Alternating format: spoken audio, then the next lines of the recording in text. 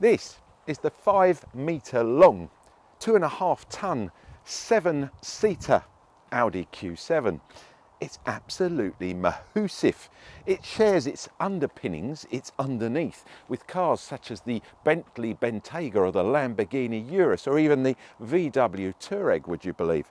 So it's in good company. It was launched back in 2005 and it was the first SUV that Audi decided to make. And since then it's been their flagship model for over 18 years.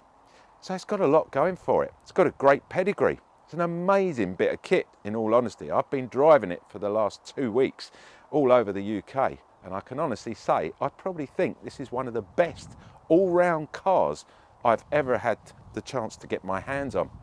However, let's find out, see what it's like. Let's get inside it, let's get around it, let's find out what the different engine configurations are and give you our review on the new Audi Q7. You're watching me, AJ, on the Player YouTube channel. And if you haven't seen what we do, just take a little second to watch this. This is how a car should sound. Listen to this.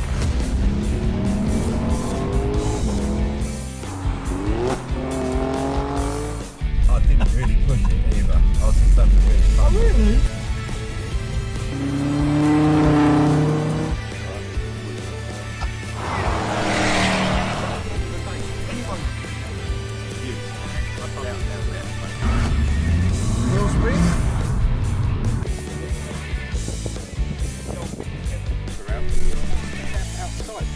So there you have it, guys. That's Ferrari Rover. My birthday present.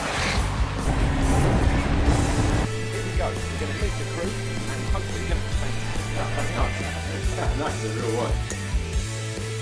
I think it makes a good word. Let's go. Nice to start.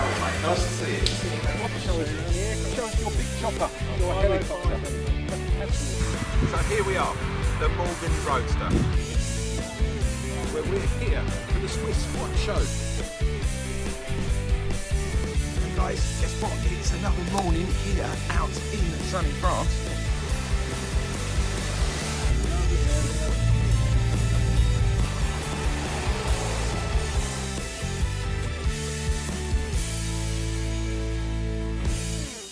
Let's check out under the bonnet of the Audi Q7. The bonnet release catch is down here in the driver's footwell. It's a single pull, nice and easy. Don't forget, if you are driving a left-hand drive version of one of these cars, it's going to be in the passenger footwell. They're not going to swap it around, it costs too much money. Now the actual release catch for the bonnet is dead centre to the logo there. You've got your Audi logo across there. Dead centre there, you will feel there's a little catch. Just slide it to the left and then just lift like that and let the gas struts do the work. Lovely premium quality finish to this car, I really like it. Couple of choices when it comes to the engines on this car. You've got either a 3-litre petrol engine or a 3-litre diesel engine. Now the brake horsepower on each of those will depend on what trim level you actually go for with the car. It will be adjusted accordingly. They both come with an 8-speed auto Tiptronic gearbox.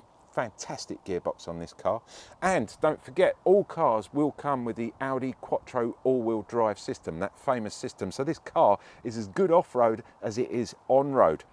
Now this engine, this particular engine is this is the diesel, so it's the TDI, and it will give us a 0 to 60, wait for it, of around just under 6 seconds for this size of car. That's absolutely incredible. Top speed of 155 miles an hour, get my facts right here, whilst transporting 7 passengers all at the same time, or 4 passengers and all their luggage like I've had the last week.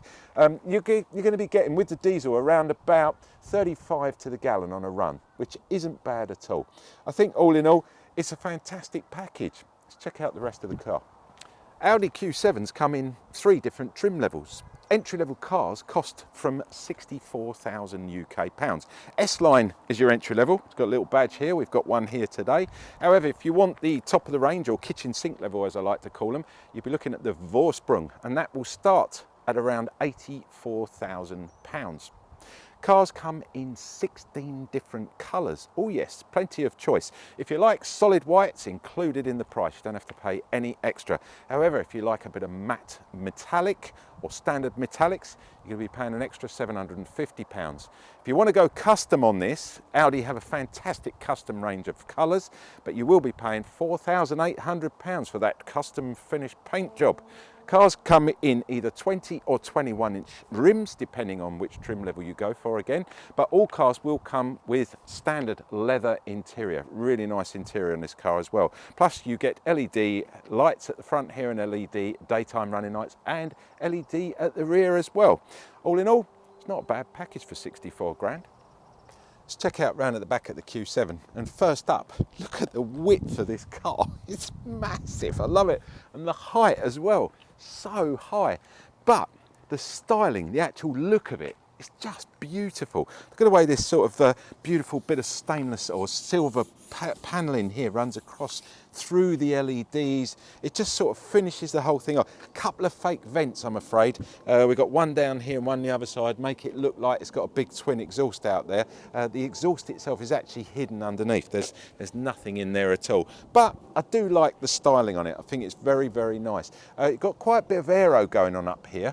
You've got the roof spoiler on the top there, and it encompasses the brake light in there, which is quite big. You've got this massive rear screen as well, all privacy glass all the way round. I did notice that, very nice. This is a floaty screen, as I call it, so it's got no rubbers all the way around here. It just sits in its own sort of space, if you like. More aero down the sides. You've got a wash wipe on the back here. Now, one good thing about this car, if you got your hands full of stuff or whatever, or you need to open the boot, you can do it all here on the key. Just a double click on there. Obviously, you can do it here as well. There's a little catch there. You just put your hand in there. It's electronically assisted as well. Let's use the key. There we go. Double click. Nice and quick as well. Goes up really high. I love this. Got plenty of height up here. Got a little LED either side as well. So if you're loading stuff up at night, you've got a bit of light to help you out as well. Inside here, 750 litres of boot space, as you can see. That's with the two rear seats down. Now I'm going to show you how we put them up in a minute. Not a lot underneath here. It's just a space for your, in this case, it's a big subwoofer that we've got in there. Let me just put that back in the right place. There we go. Over here to the left, there's a shopping bag holder, and underneath there is a 12-volt adapter. So it's got all the bits you need. Now the problem here, well, it's not a problem, it's got a nice blind of a rear parcel shelf here, and you have to click it out like that and it rolls back. It's really super quality. In order to get it out, obviously you've got to climb in because this is a massive space in here. You just click it out like that. It's got a little catch and then you pull it across, so you have to lift it almost inside and turn it. So we'll move that out the way so you can see properly inside the car itself now. Now to raise those two rear seats, if you're going to be using them, I mean it's unlikely, but if you do need to add two extra seats, there's a couple of buttons just here on the left. If you just hold your finger on one, then the right hand seat will pop up like that. As soon as it pops into position, there it goes, you'll hear it click, and then likewise do the same with the other seat. Look at this, isn't that beautiful? That is German engineering. What a beautiful, look at the way it all sits up, it's lovely. But here is the problem. There's nowhere to actually put the parcel shelf. So unfortunately, what you have to do now, if you're going to have to carry it about with you, it's going to have to go inside there. You're going to have to kind of manipulate it a bit. It's the only way I can describe it. Let me just slide that in there like that. There you go. And it will sit in there. It doesn't move about too much. So you've had to move your first aid kit out the way. Pop that in there. And that, I'm afraid, is about it. So you lose your space here now for putting you know, bits and pieces in it. If you're going to get your shopping in there, I suppose you could put it on the top of it, but all in all, unfortunately, I think if you're going to use the 7 seats, you're going to have to leave that at home. Let's put those seats back down again. Well, in actual fact, I'm going to leave them up because we're going to move nicely on from here in a minute, straight round to see what it's like to actually sit in those seats. We'll do the passenger bit in a second. Just want to point out a couple more bits before we go and do that. The load height on this car, fantastic. I had a load of suitcases in here the other day, really easy, nice height on it, very simple just to throw them in the back there. The scuff plate on the inside here as well, it's a metallic one, so it's going to do its job. However, I would get someone to put some plastic coating on this rear bumper panel here, because lifting stuff in, you do have to be careful, especially with bikes and pushchairs and prams, that you're not going to scrape that as you throw the bits and pieces in there, or even dogs jumping in and out with their claws, you know, getting on the back there, especially when it's wet, for example. But all in all, really big, really massive. When all the seats are down, there's over 2,000 litres of boot space. That's big enough to put a double bed in the back of this car. We had a blow-up air bed in the back of this car, which was fantastic. It can be done. I'm not going to show you because it was embarrassing at the end of the day, but it can be done, that's all I'll say. 2,000 litres of space. It's versatile, it's family friendly. Let's go and have a look to see if we can actually sit in these seats, if they're actually good for their purpose. First thing you're going to notice about the Q7 in the back of the passengers, look at the amount of space. It's absolutely unreal. The door goes back really nicely, so getting in and out of it is perfect. And also with the seats, because they actually fold down when you're getting passengers in the back there, the kids and that, you do get the adjustment here where you can slide them forward, and you've got another one here where you can actually lay it back like that. So it's really, really comfortable. I'm going to slide this back and go all the way back there. Look at the leg room. Feet go right under that front driver's seat, and likewise with the passenger seat. Tons of height in here as well. Centre section here, got a little pull down armrest, and inside there you push the button and you've got a double cup holder. Really nice. It's got the front piece here, so if the driver brakes hard in an emergency, if you've got cups in there, they're not going to go shooting forward and cover him in hot tea or cover her in hot tea, because you've got that panel there to stop that happening. That's really been thought out. I like that. Pop that back down there. We'll pop that back up there as well. You've got recessed seat belts in here, really nice. Isofix points on all 3 seats. So this middle seat here, I'm going to jump into it, is a proper seat. You can actually sit with your feet up like that, and as a kid or a smaller adult potentially, it's absolutely fine. I wouldn't say you're going to go 3-4 hours in the middle here, but definitely for a convenience factor, maybe jumping in the car, trip home from the pub or the restaurant or whatever, it's absolutely perfect. Got 12-volt adapters in the back here, 2 of them. I was quite surprised at that. I thought we'd have 2 USBs in here, but nevertheless, at least there is somewhere to charge whatever you've got in the back here. We've got independent airflow in the back, but not temperature. So you can't change the temperature in here, but at least you can change that airflow if you want to turn it on or off or increase it. Again, really nice. Down at the bottom here's a small place for putting maybe a phone or something. You've got some granny's fishnet stockings in the back here. Now, one of the things I wanted to look at was how easy it was to get in the back, but do bear in mind what I'm going to show you now is really intended for children, not for adults, especially older adults, shall we say, perhaps not as flexible as the younger generation. So what you have to do, there's a handle here, you pop this down, slide that down like that, then you've got another lever underneath there. Now at this point, what you can do as well, if you want, you can pull the middle one down, there's a latch there in the middle. Again, you can slide over and you can slide this one forward as well like that. Obviously hasn't been used a lot because this is a new car. Now to get in the back, as a kid this would be fun, great fun, but as an adult obviously I've got to, there you go. Now I think, yeah, very much intended for children. I'm going to pull this back up just to give you an idea what it's like. Saying that though, yes, I really could sit in the back here. It's actually all right. I'm going to put it back down so you can see while I'm filming. Got a cup holder here. It's actually really nice. I'd be quite comfortable. So far back from the driver as well. But because of these windows in here, and also because of that massive windscreen at the front, you don't feel claustrophobic at all. Now, obviously, these seats would go back up. Let's give it another try while I'm sat in the back here. Let you see what it's like. I like the fact as well that you can release these yourself if you want to. You don't have to rely on, other passengers or the driver. I'm going to pull this back up. There we go. And pop that back into position. And I've got to say, it's quite cosy in here. I like it. So here we are up front in the Audi Q7, and first thing you're going to notice is what a beautiful, comfortable chair.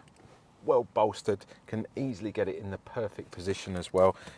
Fully electronic seats on this car, as you would imagine, so you can just simply adjust down here on the right hand side, forwards, backwards.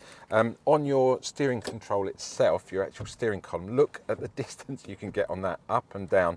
So, you know, at the end of the day, even if you're, you know, 6'2" or Warwick Davis size, then you're going to be able to drive one of these cars. It's simply incredible. I've got it set up in a perfect position for me here. Steering wheel itself, well, again, I love it. It's a typical Audi steering wheel. It's got everything on here. You can manipulate your volume, your track changes. You've got your telephone on there. You've got your Ask Audi button on there. You've got a star assign button. That's just the right-hand side. Then you've got all your driver controls over here on the left. So you can move up and down through your trip computer in the center there. Tells me my average miles per gallon and stuff like that. You've got your distance control and your cruise control down here on a separate button, which is really nice, ever so easy to use. Just push the little button at the end, that sets it, so you get to the speed you want, push the button in, sets it up, and then to increase up or down, so easy. I love it, it's so simple. That's what I like about this car. And again, you know, in the center here, so keyless ignition, keyless entry, absolutely brilliant. Stop start button here, so once you jump in, all you've got to do is put your foot on the brake and just hit the stop start and it will fire up. Separate TFT touchscreens here. One is for your heating control down the bottom here, so you've got all your climate control panels here, all your different bits and pieces you can use. Up the top here is your home screen. Again, super quick as well. You just slide through everything here. You've got DAB radio built in, Bluetooth, Apple Play, Android mirroring. It's all here. I mean, what would you expect for, you know, entry level £64,000? You're going to have all this built in. Lovely piano black finish on this, and I love the sort of brushed stainless steel that's all the way throughout. I love the way the whole thing just all sort of works itself into one. That beautiful digital cluster as well doesn't get much better. I think the Audi digital cluster currently is probably the best on the market. Absolutely beautiful.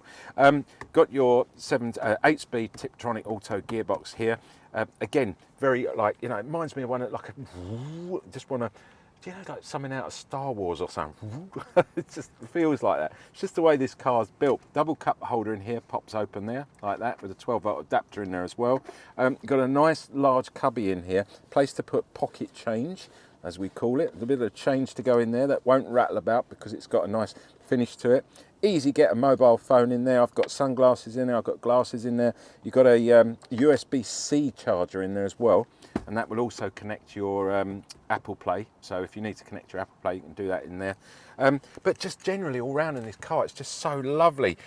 Window controls over here, mirror controls, and then you've also, just over here on the right, you can literally pull this button and the boot will go up. How nice is that? That's perfect. So when it's raining outside or snowing and your partner is in the shops coming out with all the shopping, you know, it's rain, you're sitting here maybe watching me on YouTube or something, just pull the button, let them load up all the shopping on their own. Fantastic, not going to bother you, not going to ruin your entertainment. Audi have thought of everything. I think it's a wicked car. We need to get it out on the road, give it a bit of a run. I mean, we took it down to Cornwall the other day, but I want to give you a run just for the cameras to show you exactly what it's like to drive the Audi Q7. Let's go and do it. I actually love driving this car. It gives you a real sense of security. It's big, it's, you know, you just feel, I don't know, like you own the road. But at the same time, I was so shocked, or I am so shocked at how agile this car is, how, you know, how easy it is to maneuver, how light it feels when you're actually driving the car itself. You've got this amazing all-round peripheral vision in this car. It's superb vision out the back as well, with that massive windscreen at the back, or rear screen, whatever you call it. Huge mirrors. But one thing I do like very much, really like, is the little quarter light down here. And when you're maneuvering, whether it's, you know, off-road, on-road, or parking, or whatever you're doing, you can look straight through down there, and it really helps, that mirror being set back that little bit further. I mean, you cannot fault the mirrors. They are absolutely superb. Massive mirrors.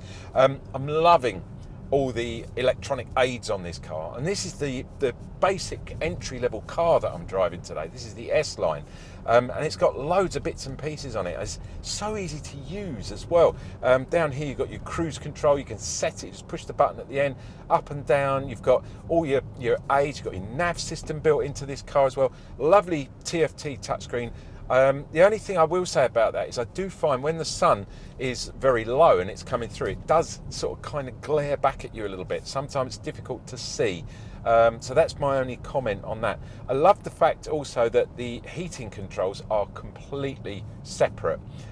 That's really nice. Having their own separate screen down there really makes life a lot easier when you're driving and setting up your, whether you want it to, the heat on your feet, or whether you actually want it coming straight at you. Really nice and easy to do, and setting your auto buttons on there. And there's an economy air conditioning button as well, so you can hit that, and that should save you a little bit on your fuel. Let's talk a bit about economy. I'm going to use the trip computer in the center here just to scroll up now to see what we are getting. So long-term memory at the moment, 34.4. Audi say in the manual should be getting around 35 to the gallon. I'm getting 34.4 as an overall average. That includes our trip. We did pretty much 700-800 miles in this car last week. Took it down to Cornwall, which is in the southwest of England. Had a fantastic run with it. 4.5-5 hours of driving. Really good. Tested everything on this car. It's just the ultimate way to drive it. Had a couple of kids in the back, stacked full of luggage in the boot as well, so it was fully loaded up. Just really enjoyed the drive at the end of the day, and so did the kids. Really comfortable. It just really worked for us as a family. Or as the youngest one said, it's very decadent, and I think decadent describes this car beautifully, because it is decadent. It's got loads of lovely luxury bits around it. It kind of feels more premium than perhaps it was originally intended, but it really is a super drive as well. The more you drive this car, the more you start to understand exactly how good it is, and it's absolute testament to Audi for all these years of building these cars, and this was their first SUV at the end of the day. Let's not forget that. So it was meant to be good, and to be honest, I think it set the benchmark for the entire Audi SUV range. Fantastic drive, love driving it. There's modes down here as well. You've got about 7 different modes on this car. Efficiency, sport mode, you just scroll through the whole lot. What I've done, I set it over here, put it in the auto mode, and it just does the whole thing for you. Gives you the best bang for your buck on your economy. Get great acceleration out of this car, by the way. It's a V6. It's absolutely superbly powerful. On the odd occasion when you need it for a quick overtake, or you're accelerating onto the fast lane on a motorway, absolutely superb. This car delivers, and that's why I think it is probably one of the greatest all-round cars that I have ever driven. Anyway, let's get to the summary and see what we finally think of this car, whether you should go down and give one a test drive, or maybe avoid it and head off to have a look at something else. Let's find out.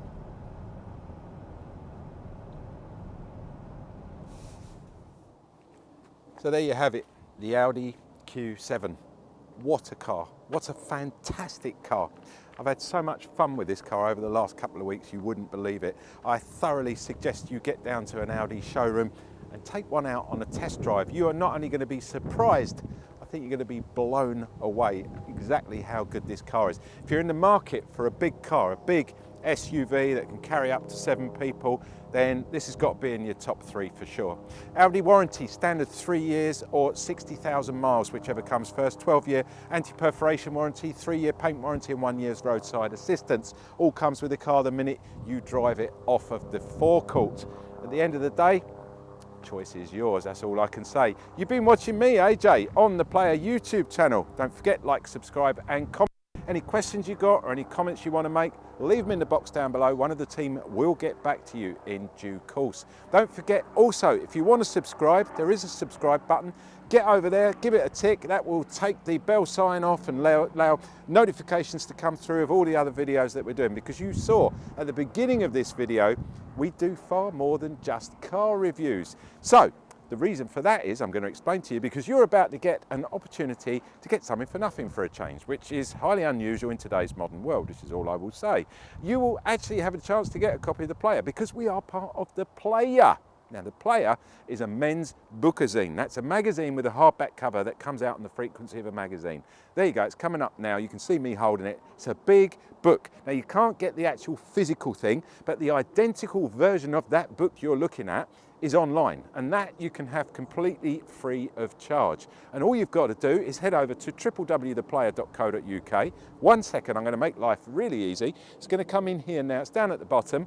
Leave it up there for a few seconds. No big forms to fill in, just head over there, put your name in and your email address, and you can have access to 220 odd pages of everything us guys love. Because in there are cars, there are motorbikes, there are boats, there are jet skis, there are holidays, there is golf, there is food reviews, there's interviews. Guys, just head over there and take a look at it, and that's all you've got to do.